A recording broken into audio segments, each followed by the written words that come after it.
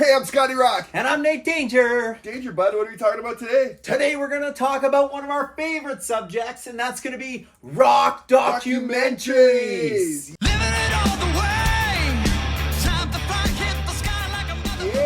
Yeah. Okay, Danger. We were just talking about this earlier. We love to listen to music. We love to go see music. We love to play music. And we like to watch music. Love watching music, right? Yeah. If I'm not listening to music or reading about music, I love watching rock documentaries. Documentaries are so interesting because I love the fact that the bands, like, they're like us, just a couple dudes from nowhere. Yeah. They get their shit together, they get lucky, they work hard, and they create their own luck. And if you follow these documentaries, there's going to be like a climb, a high point, and then a really fast decline. And then In some cases. And then like a bit of an upswing. Like you got to come out the other end, hey, like a victory thing. Yeah. It's so fun learning about the story that got the people to their success. I know, hey? And everyone thinks like bands just make it. They don't. We've been in bands, you got to like load a ton of gear in and out of that friggin' van in the worst clubs ever. You gotta hope for the luck that you get your break. You gotta hope for like good opportunities. And you have to write songs and do social media these days. I mean, that's an extra step. Yeah. And some bands, it seems like it comes overnight. Yep. And some bands, they spend days, years, weeks, months, hours, years grinding it out. Grinding it out, right? Yeah, before anything kind of clicks. Yeah. So we're going to go through our top 10 recommends of rock documentaries that you need to watch. Yeah, man. And this was tough because there's like a ton of other good ones other than what we selected, hey? Yes. But let's just get to it, hey, Danger? Jump right in, man. What's the first one we're going to recommend, Scotty? Oh, man. Okay, we're talking about something from the 80s. We're talking about Kiss Exposed. No way. Oh, wow. Yeah, man. Kiss Exposed. Yeah. What's your thoughts, Danger? Well, hey, look, this is one of the first rock documentaries that I got into, right? Yeah. I was a big Kiss fan as a kid, and Exposed would have came out in 1987. Somewhere in there, yeah. So I think it came out right after Crazy Nights, the album. Yep. And I got this, and I did not stop watching it. Man, you know what's cool about Exposed is not only did they cover like the 80s version of Kiss, right? Yes. The videos, the live performance, they also had some like tracks back to when they're like in their makeup. And for me, pre-YouTube, this was some of the first like Kiss makeup film that I'd seen. Absolutely. But also at the same time, you're looking at like, here's 80s Kiss, here's 70s Kiss, and they're like, and it's all Kiss. Oh. It was so cool, man. So cool. Now, there was a lot of acting stuff in it. Yeah. Which I find very entertaining. You know? Yeah. I think as a kid, when I started watching this, and maybe there's a little bit of a nostalgia for me, but to see all these scantily clad women, I think probably got me a little... How does Kiss say titillated? Right? Yeah, right? Well, and back in the day, hey, like, the funny thing was like, hey, welcome. They open the door, there's all these, like, girls in bikinis. I'm like, is that what it's really like? I know. And Gene Simmons in that one where they're like, they got to go through, and it's like, oh, where are we going? And the interviewer guy, there's that one part they're going through the different halls, and then he actually gets hit in the face with the camera. Do you remember that? I remember that part. And it's like, just like, off of his face. But then they go into Gene Simmons' lair, and he's like, being held up on this throne, and then they let him down, and it's like two girls walk out. Remember? Yeah. Ridiculous. So but I love it. Or Paul Stanley laying in bed with all these women. I remember thinking like, send one of them for sandwiches and beer, Paul. Exactly. Okay, so Kiss Exposed. That was like a big reveal for Kiss, eh? Back in the day. Yeah. Great documentary, fun watch. I don't take it too serious, but it's got also a lot of great footage of the early years. Early years, yeah, absolutely. Okay, Danger, what are we talking about here? Number 9. Number 9, I don't know. What are we talking about, buddy? We're talking about a band that I love and hate all at once. We're talking about Quiet Riot. Quiet Riot. Oh my God. Yeah, man. Okay, Metal Health comes out. The biggest selling metal debut ever. Yes. One of the greatest albums. Metal Health, Thunderbird. Slick Black Cadillac. Slick Black Cadillac, yeah. Loves a bitch, baby. So good, man. Man, let's go crazy. Yeah. I want to kiss the lips, not the ones on your face. Okay, and then what was Condition Critical? Gross. Was the second Nobody album. cares about Condition Critical. I listened to it, but it's like a carbon copy of the first album. But anyways, we're talking about Quiet Riot. Documentary. We're here now. Well, you're here now. There's no way back, or something like that. Okay, Danger, I haven't actually seen this, but you've told me a million times how amazing it is. What's This so is great a about great, great documentary. So it's mostly what's his name? Oh, the drummer? Benelli. Benelli, yeah. Benelli. Is it Steve? Frankie Benelli. Oh, yeah, Frankie, yeah. Benelli or Benelli? Frankie Benelli? Sounds like a 60s, Benelli? like, Benelli? I don't know. Anyways. Yeah. Yeah, no, it's great, but it goes through their rise to stardom. And I myself, look, I was a big Quiet Riot fan, but I really liked the first album. The second album, I wasn't the biggest fan of. Yeah. There is some highlights. I get it now, going back and revisiting it, but lots of people like Condition Critical. I wasn't that guy. Yeah. But this documentary...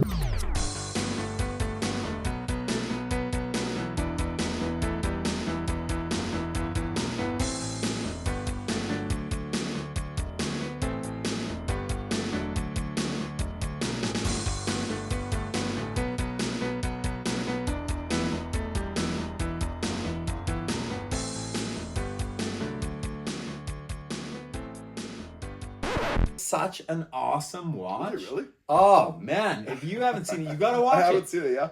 It's phenomenal. You know what I love about documentaries, like how you mentioned it, but for me it's like not that they're failing and they're falling from stardom, but it's like we're not gonna give up. We're gonna persevere. We're gonna like get through the other side. And there's gonna be highs and lows, but we're gonna come out on the high side. You know what I mean? 100%. And I love that, hey, because if you can persevere on anything, you're always gonna make it, right? Give it a watch. Give it a go, man. That's right. Okay, and just to add to that, our next documentary. Okay. Yes, a couple Canadian lads. Canadians? Yeah, man. Who are we talking about? Talking about friggin' Anvil, bud. Anvil. What? Wow, the Anvil story. So amazing and depressing. This is a little bit different of approach with the Yep. Anvil, because this isn't... They never got their stardom. No, yeah, right. They never got the success heights that they were looking for, right? Yeah. I love the beginning of this documentary because they're interviewing Lemmy and they're interviewing Slash and, and these guys are like, Anvil was going to be the next big thing and we loved Anvil, and Anvil was playing all these... They were playing all these festivals with like Bon Jovi and these massive bands, but Anvil never... they never broke through. Yeah. Isn't that weird? Come on, Lips. Okay. Here's the thing about Anvil. Yeah. They wanted to be like Bon Jovi successful, but they should have just stuck to their guns and been Metallica successful. Well, because they had the riffs, man. Like when Metallica's like Anvil was a huge thing on our scene. It made me go back and listen to the first few Anvil records, and I'm thinking like this Anvil first two records exceed what Metallica was doing at that time. Really? Come on. Yeah. I'm not even kidding. The first couple albums, the riffs, the metal. Yeah, but listen to the music though. Like it's so different than like Kill 'Em All. You know what I mean? I guess. I don't know. And it was I think interesting. Metallica was a little more. Like he's like he wouldn't abandon his brother, but he's like Lemmy asked him to join the band as the guitar player when the guitar player quit, and he's like that could have been my big thing, but I didn't want to leave my buddy drummer behind. Yeah. And so I was like, can my buddy join on the drums? He's like, I already got a drummer. But can you imagine Anvil with Motorhead coming together? Because Lips had the best riffs. You know what I mean? Hey, like man, the story of those two. Yeah, it's like us, bud. But look, the camaraderie and the loyalty to each other, and the sticking it out. And look, years later, these guys are still putting stuff out, man. Well, you know what's interesting? What an underdog story. The reason why this became a documentary was because they found some kid that was such a fan. Yeah. And they're like, hey, come and be our roadie. He becomes a roadie, but he also becomes a documentary maker down the road. And he's like, remember when I was 15 and this band took this kid on the road and he made this documentary. So like that's amazing, the story. And then they go tour like Germany. Yeah. Right? Yeah. Oh yeah. And everyone's like no one there. That's awesome. I've been to those gigs, bud. Man. Yeah. Okay, if you haven't seen it, you've got to watch it. The Anvil Story. Anvil Story. That's an amazing documentary. So good. And there's like a lot of brotherhood. There's a lot of like camaraderie, like you said. And there's... It gives you a tear to your eye. Tear, yeah. Very good. And so I'm glad that they got a second win. But Anvil Music, as a band in history... Forged in fire. Some amazing riffs. Yeah. They just couldn't... Yeah. They just couldn't... they couldn't break through? Couldn't break through, yeah. That was for whatever reason, yeah. Okay. Worth the watch. What else is up next there, Danger? We're going to talk one of our favorite bands of all time. Yep. And I don't really know if this constitutes as a physical documentary, but I can tell you it's a VHS tape that got overplayed in my place till it was wore out. Oh, say can you scream? Skidro. Skidro. Oh, yes. Man, okay, and you're like, I'm not sure it's a documentary, but at the same time, it was a documentary of a band on the rise, right? A documentary of life. Yeah. Of band on the road. And this was the first real exposure that I think that I had as a musician To life on the road. To life on the road with one of your heroes. Yeah, yeah. Like at this point, arguably, Skid Row's the biggest band in the world. Yeah. And they release live just camera footage. This is the first reality TV, right? You're right. Cops had just come out. Remember Cops? That was the actual true first reality TV. And then Skid Row released Oh Say Can You Scream? Yeah. That's what it was. Yeah. It was just unedited, uncut, documented footage. And it's the best. Yep, behind the scenes, behind the backstage, on the road. The live concert footage. Oh, man. The interactions between the guys. This is before they hated each other, before everyone hated Sebastian. Yeah. Right? What are they, like 19, 20, 24? Somewhere in that window when you're so immature. Like, think when we were that age. It's so fun. Shit we did hell of the time. Yeah. Me anyways. What a great look. Oh, yeah. At an amazing band for the time. Yep. And obviously we know Skid Row rose to a massive height that they could never ever get back and duplicate, right? Their first album sold whatever it was, 7 million albums. Something like that, yeah. Something like that. And then 4 million for Slave to the Grind, and then nobody cared after that. Was this before Slave to the Grind or after? I can't recall. Well, Say Can You Scream came out after the original Skid Row debut, then Roadkill came out after Slave to the Grind. Oh, that's right. I remember. And Roadkill had a different feel, right? You could already tell that there was turmoil in the band. You weren't seeing video footage of Sebastian buddying up. No, he wasn't. They were taking video footage separately. Doesn't have the same feel. I remember skipping high school all the time and going to watch Oh Say Can You Scream over and over. And when we get to the end, we watch it again. So good. So awesome. We were like, we got to do this, man. I feel like anyone watching this channel has seen Oh Say Can You Scream, and they know how great it is. Yeah, but if you haven't, go watch it. It's one of the most amazing things ever. How many things did you like quote sayings from Oh Say Can You Scream? You know what I still do? Like when they're pretending to do that origami with the apple. I still do that to my kids, and they're like, with those apple pear covers. Nettings or whatever, That's so stupid, but 100%. Yeah. Okay, so what's up next here, Danger? What's up next, buddy? We're going to talk about one of my favorite bands of all time. Who? The Sex Pistols. Sex Pistols. Okay, man, not only did they put out one great album, but they put out one great documentary. No way! Johnny Rotten kind of narrates the intro to this documentary, and it's based on like King Lear, like the weird like guy that kind of makes a go of it, and he's referencing himself, obviously. Yes. But he tells the story about it, and they start right at the beginning. And of course, every band guy kind of pops in with their story at that time, and they go through like the Sex Pistols, like how it was with the society at the time, how they could be a band, why they could be a band. You know what I mean? Like all those little things came together to create like this cultural phenomenon. And the Sex Pistols were chaotic anyway. Yeah. Just in their lives. Yeah. So to hear the story, to see what was the surrounding society like at that time, what was the public perception of the Sex Pistols? Yeah. Everything was like crazy. New, hey? They're like piercing their clothes together. Like Johnny Rotten was the first guy to like put safety in his pins, clothes. yeah. But that was to hold his clothes together. Yeah. You know what I mean? So like for him it was a functional thing which became fashionable, right? And that's the whole point of the Sex Pistols. It's like this is your life, but then it becomes a fashion thing beyond that. They became so much more than just a punk album. Yeah. Yeah. And we talked about this band before because it's influence like on so many. Yeah. Such a great story. Even the fact like how he's writing down certain things, he'd run into different types of situations. Oh yeah, and then reference them in the songs. And I love that, hey? Yeah. He just had a notebook full of stuff that was like turned into songs. It would have been crazy to see the Sex Pistols continue on after the fact. It would have been a great second, third album. I don't think they could have went beyond that. You know what's interesting about that is when they were looking for Johnny Rotten, like a singer for the band, and they went into that clothing shop, they were actually, the one lady was referencing John, the bass player. Oh. Sid Vicious was his real name was John. As a singer. And so like, you know, that tall guy with the weird hair and like, oh, you mean that guy? And so they asked Johnny Rotten to sing, but they're actually referring to Sid Vicious as the other John, the singer.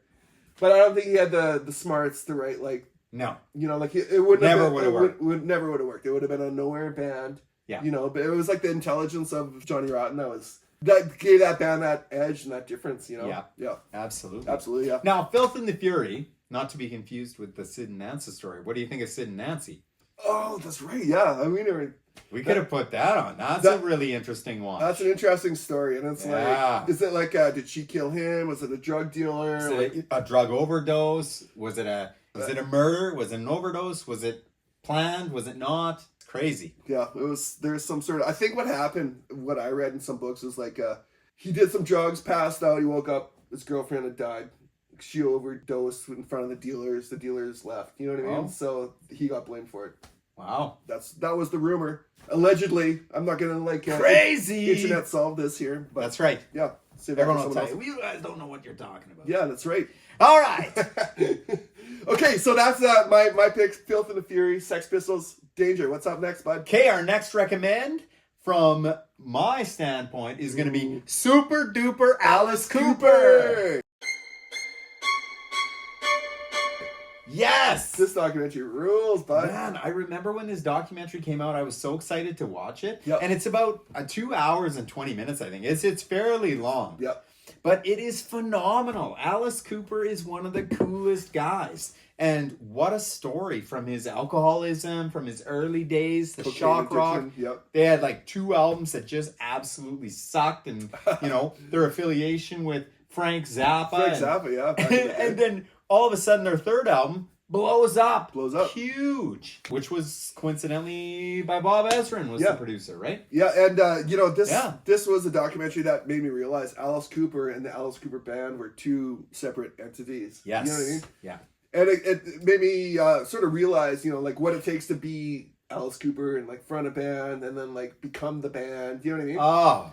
And the Alice Cooper Band, I would say that those are some of the best albums released in that decade. Like, I mean, we're talking about a band, so their 3rd album would have came out in what, 1970-ish? Yep. 70? Somewhere in there? Somewhere, yep. Right? So I think their first album was 69. So early 70s, right? 70 or 71 was the album that blew them up. Yep. And just the story, the shock rock, the whole, you know, the chicken thing. When people throw the chicken up on stage, he throws it back, and then the news press the next day saying that he like tore this chicken apart. And he's like, yes, I did. Yeah, that's right. And you know, run with it. My favorite part about the Alice Cooper story is how Bob Ezrin comes in and sees like this shock rock theatrical group and says like there's like potential for hits within what they're doing, you know? Yes. I'm gonna help them find their songwriting within themselves, you know? Yeah. School's Out, $1 Billion Babies, like all those tunes, hey? Well, you played so many great songs. Alice Cooper, you know. I did. I played in an Alice Cooper tribute band. Well, we got no class, and we got no principles, and we got no intelligence. We can't even think of a word that rhymes. School's out for summer. That's so much fun to watch that. Love it. Yeah. Love the early Alice Cooper band's material. Man, Killers is such a fantastic album. Yeah. All their early stuff was amazing. Yeah. Pretty amazing stuff. Okay, so then we got Alice Cooper, Super Duper Alice Cooper. Check it out. What's up next, bud? Great documentary. Next, what are we talking about? We're going to talk about, hey, this is a band that I talk about being underrated. Yes. And it's one of my favorite bands. I always say I need a shirt. Yeah. And I do. I need a Bang Tango shirt. That's right.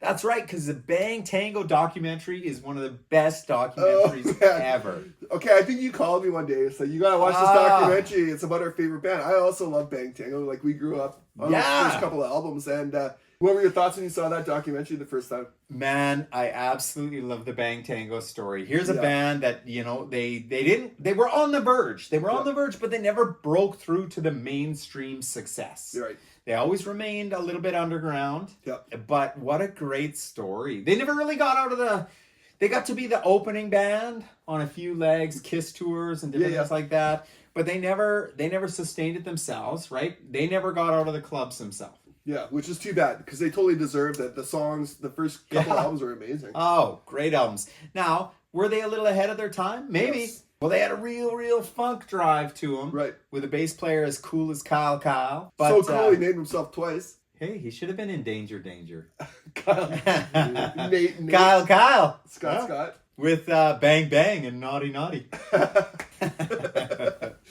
Anyways, this documentary is awesome because it goes from like before the band became the band, going through the heights, they get signed, they're pumped, the label's like, this band is the future of rock. So good. And cheers to Bang Tango. Bang Tango, yeah. Man. Yeah.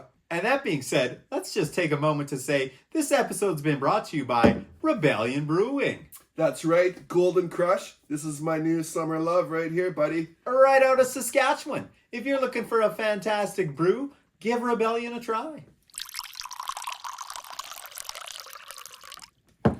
So, Bang Tango. Okay, Bang Tango. Look at this. Here's what I like. Great live footage. Yep. Great story about the band trying to make it. Yep. Getting almost there, almost on the cusp. But then what's the best part? The best part is the oddity stories. I know, right? Right? Just life on the road for like a lot of bands, but at the same time, to hear some of these stories, like, no way. To hear a story about a band playing a gig with no original members.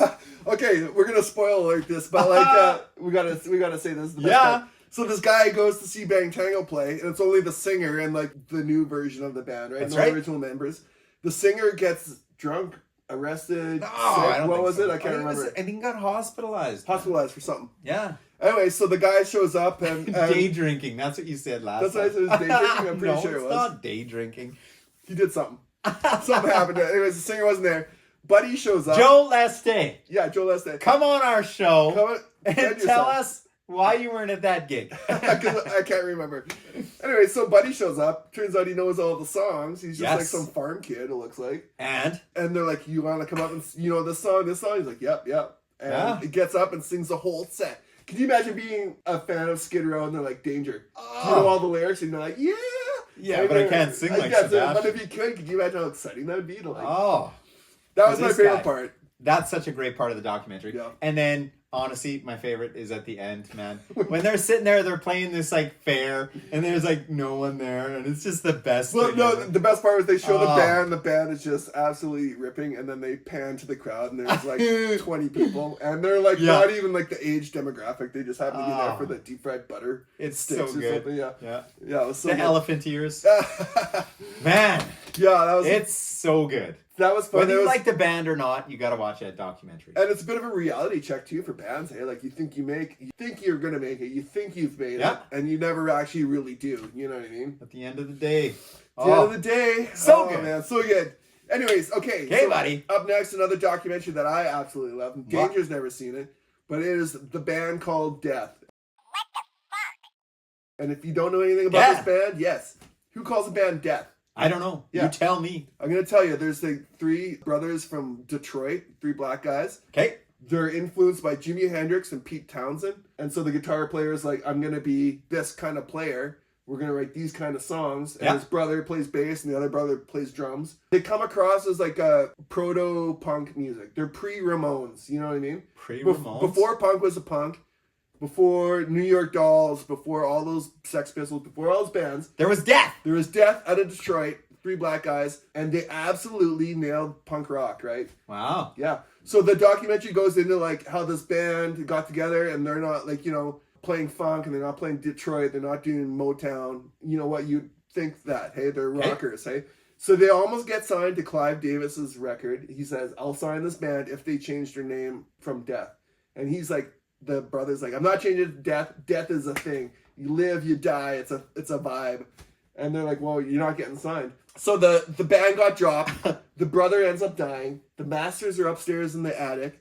And the grandson is like working at a record store. And someone brings in this punk compilation. And it's his uncle's band on it. And he's listening to this record at home. And the dad was like, where did you get this song from? He's like, it's on a punk compilation. He's like, that's my band from like 20 years ago. And so they went up and they found the master tapes. They end up putting this record out, and it becomes like a proto-punk, which is like pre-punk Ramones. Everyone's like, So when did the album come out? 71 maybe? Really? Yeah. So it was probably like just before the Stooges, that whole sort of punk rock, before proto-punk. You know what I mean? Like that whole They could have been, if they would have Oh. been signed to Clive Davis's record, they would have been front runners of punk rock music. Really? Yeah. It's an amazing story, but that first couple of albums are really great, man. I was like, as a punk rock guy, I was like, these songs are great. And the documentary is called Death. Death, or When did the band documentary called come Death. out? I don't even know. Probably like 10 years now. The band called Death. Yeah. Check it out. It's a super interesting story about a band that doesn't make it, but they end up making it. Well, I'm going to watch it now. Yeah, man. And it's interesting because like musically, like you don't expect these guys to make that kind of music, but like for me, it's like it is Pete Townsend meets the Ramones, which is everything I'm about. It's your dream. It's my dream. Your as dream a band. player, yeah. Yeah. So yeah, man, it was a great documentary. I highly Very recommend cool. it. Yeah. Check it out. Yeah, man. Okay, what's up next, Danger? All right, buddy. This is yours. This is one of my favorites. Yeah. And you watched this I recently. have watched it recently, yeah. So it's fresh in my mind. Yeah, it's going to be Decline of the Western Civilization, the Metal Years. Part 2.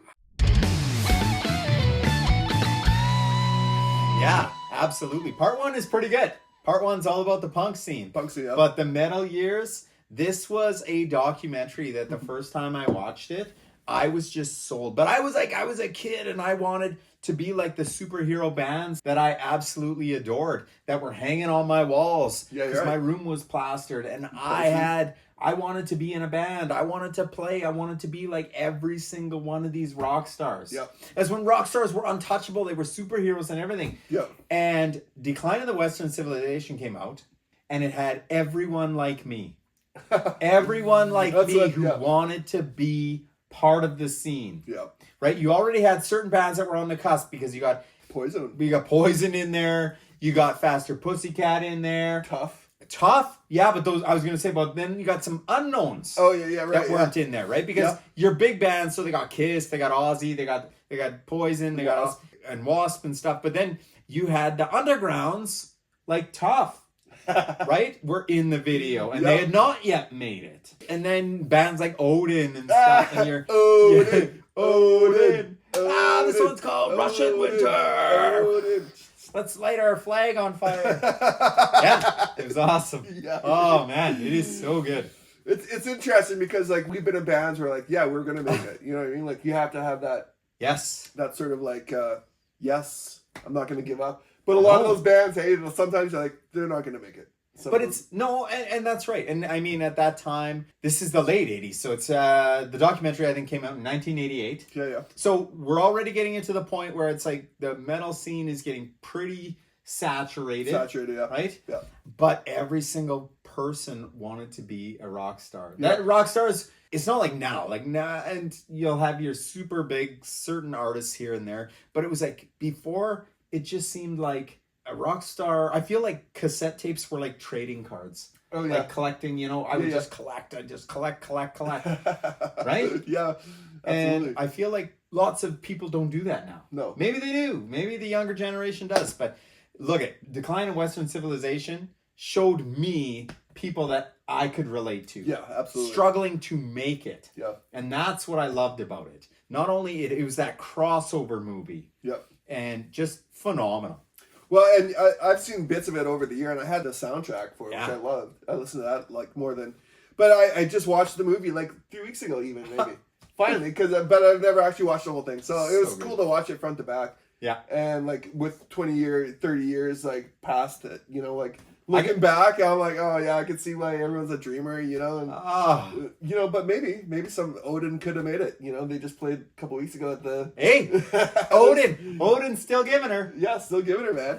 And what about London? Yeah, I was gonna say London. Oh, and, London. Lizzie Borden and all those bands. Yeah, London. They talk about London being the training ground for rock stars. Yeah.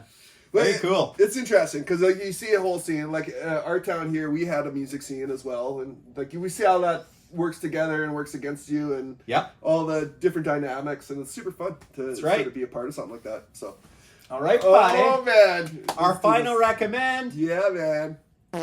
What's it gonna be? It's gonna be We Are Twisted Sister. Oh, thank you so much.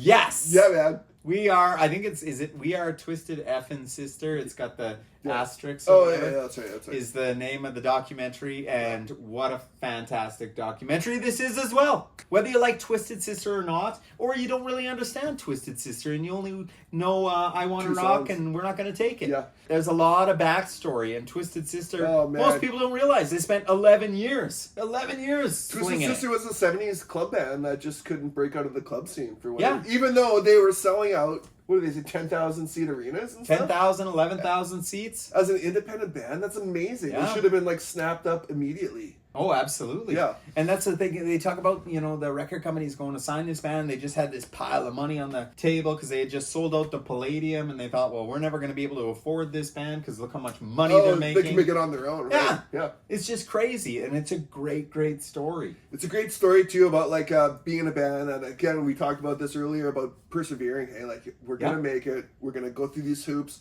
There's going to be some challenges. We're going to just come out the other end. We're going to be big rock stars, right? What a total change. You talk about the beginning, early years of Twisted Sister before Dee got involved. Right? Different singer, different players, and then evolving into the band that would create the magic and blow it up. Yeah.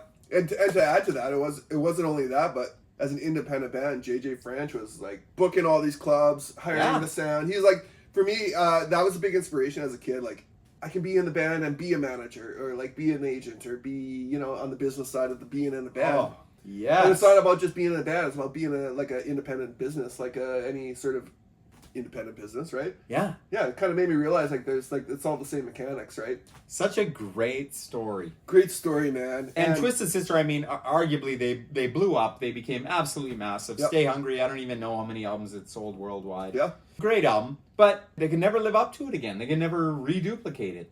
Well, yeah, their follow-up album sort of died a little bit, and then that album that came after that was a solo album that also died. That was their Chinese Democracy almost. But like, what's interesting is like Twisted Sister like comes out, and even though they peaked in '84, they were saying like, hey, we've made more money since we've broken up than we did when we were together. You know what I mean? Like, you're talking now, later. Well, like I guess when they got back together. Yeah, they're 2011. They were saying like, hey, we broke up, but we got back together. We played the same set list from '85 or whatever. Yeah, and we get paid way more. So like, ultimately, they became that successful arena headlining band that they always wanted to be. You know? Just being kind of a nostalgia act. Oh, almost, yeah. I love it. And we saw Twisted Sister. Oh, that was back in. We were on their live album. It was actually supposed to be called Rock N8 Danger meets Twisted Sister. That was the original title, and then DX'd it for some reason. He was like Twisted Sister meets Rock N8 Danger. We're out. We're not signing the contracts, dude. So there you go, man. Rock N8 Danger. There's our rock and roll documentaries. 10 documentaries that you need to watch. That's right. And if you haven't, go check them out. If you have, let us know what you think. And if you've got some other ones that we should be checking out, throw them in the comments. Tell us about it. I love a good rock doc, so if you have something that I haven't seen, let us know. If you haven't watched these documentaries, watch them. If your kids haven't watched them, set them down in front of the TV. It's school time. And do the world a favor and teach them about rock and roll so the next generation can come out swinging, That's right. Yeah, bud.